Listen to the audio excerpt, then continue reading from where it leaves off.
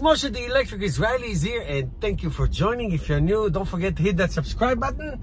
And of course, help me change the world one electric car at a time. And that's exactly what we're going to talk about. Is changing the world one electric car at a time coming in a massive, accelerated way? I have a feeling that it has a chance.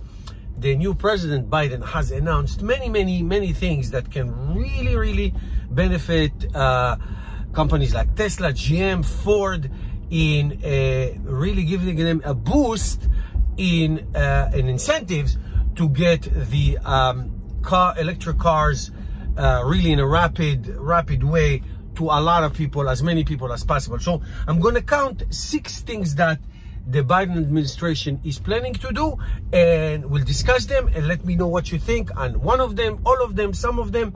That would be great. It's really get me very excited. Maybe in 4 years, everybody will drive an electric car, and and finally I can close my channel, and you don't have to listen to me anymore.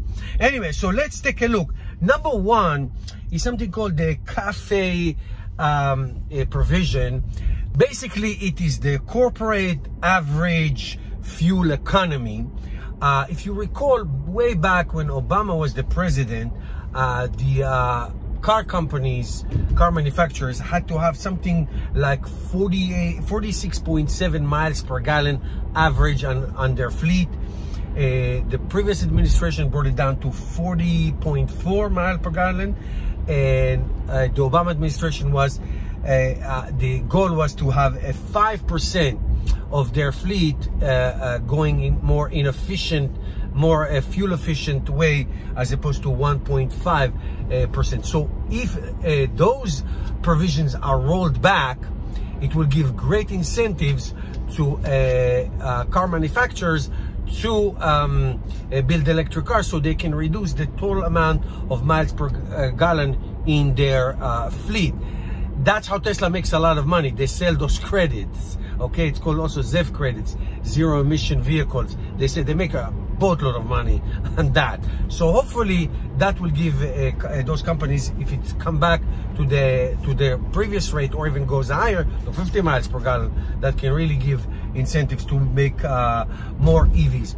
Also, if you remember, in 2009, after the collapse of the economy, of the market and the housing and all that, and the two auto companies, GM and Chrysler, were going under. One of the things that the Obama administration did at that time was cash for clunkers. That was so funny.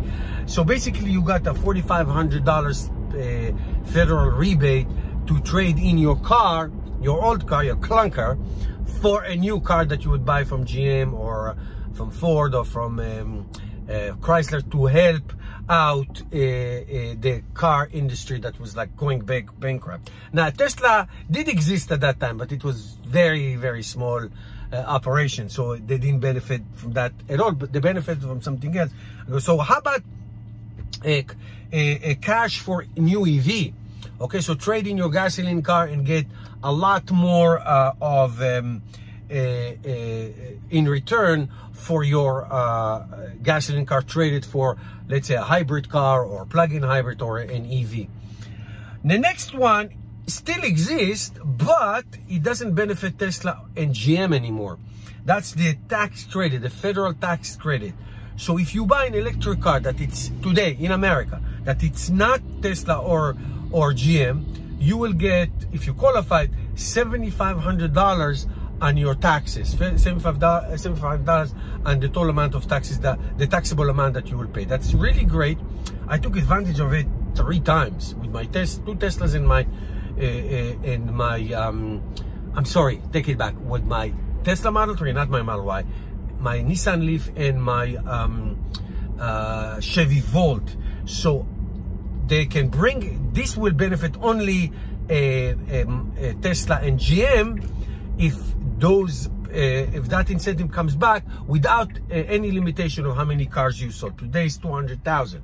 So it can benefit both of them, but it can also benefit everybody else who never, even if they go over 200,000 cars sold, it's not going to take this incentive from people who will buy those cars. So that can be really good, and it's very easy to do.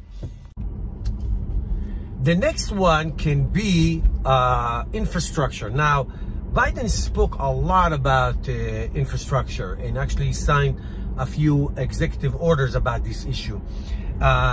Just for you to know, as of now, in the entire United States, there are 29,000 public fast chargers, and most of them are Teslas anyway, which belong to Tesla. So he's talking about an infrastructure of at least 500,000. Now, what holds people from buying an electric car is public charging.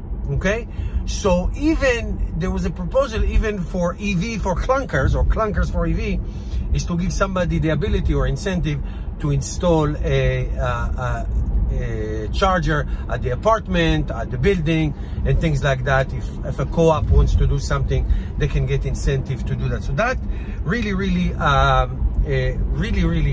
the key is the ability to charge everywhere, so there's no issue of driving and traveling and all that, especially in a big country like the United States. Other incentives can be loans. If you remember way back when Tesla received $465 million a loan just to get them going, and they paid it all back way before it was actually due.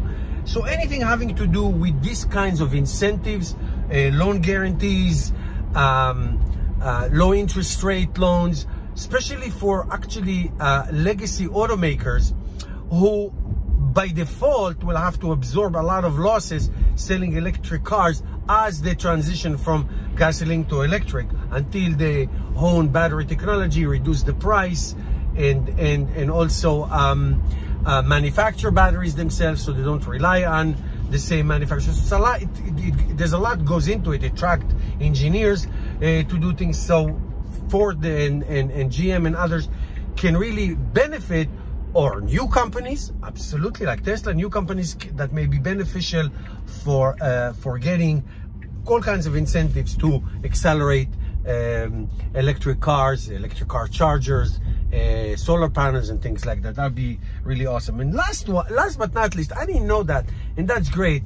Biden is talking about replacing the entire federal government fleet, 650,000 or so of cars. Think about the mailmen, okay, those trucks from the 80s, or school buses. You know, they are local government, so maybe they can get incentive. But imagine school. I was interested in getting a school bus for where I work, and it's like $500,000. It's like out of 100 miles range. It's like out of range. I mean, you just can't afford it.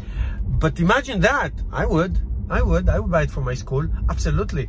And you know, the post office trucks, military. Now, I don't know if Tesla will benefit from that with the Cybertruck. I don't know, because he talks about union jobs, and Tesla does not have a union, but maybe they will, and I think they should, to have a union for their workers. So there are a lot of opportunities here to completely revamp the public, federal, and I would love to see local, state by state governments giving incentives to at least graduate, retire, whatever you want to call it, of the state and federal government cars, trucks from gasoline to electric. That would be really wonderful. I am telling you. Let me know what you think about all of these proposals. If that happens, I will retire happy. Let me know. Thank you guys for watching. See you tomorrow.